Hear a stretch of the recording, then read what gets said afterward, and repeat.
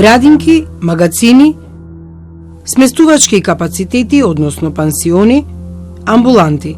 Вкупна вредност на проектот 29,1 милион евра. Тоа беше проект најголем во историјата на слободните економски зони во Македонија, односно на Дирекцијата за технолошки и развојни зони.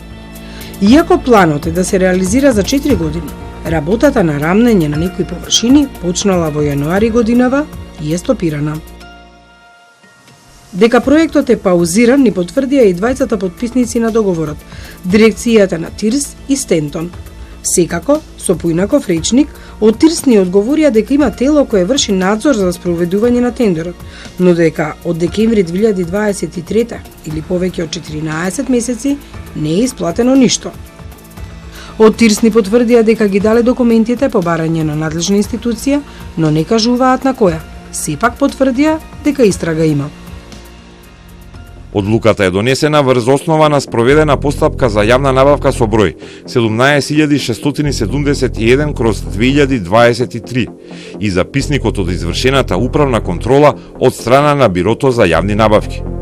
Од страна на надлежна институција е побарана документација со официјален допис до нас во врска со овој договор.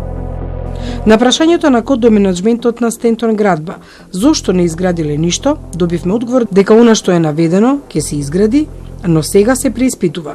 Така им било кажано од страна на владата и новото раководство на дирекцијата.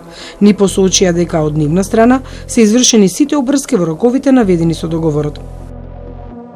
Согласно последните информации од Дирекцијата за ТИРС, согласно препораките на владата за кратење на непродуктивни трошоци, Дирекцијата не информираше дека има за цел да инвестира само во објекти за кои постои економска оправданост, односно дека потребата за изградба на објекти за времено сместување, амбуланти за прва помош и градинки се предмет за преиспитување.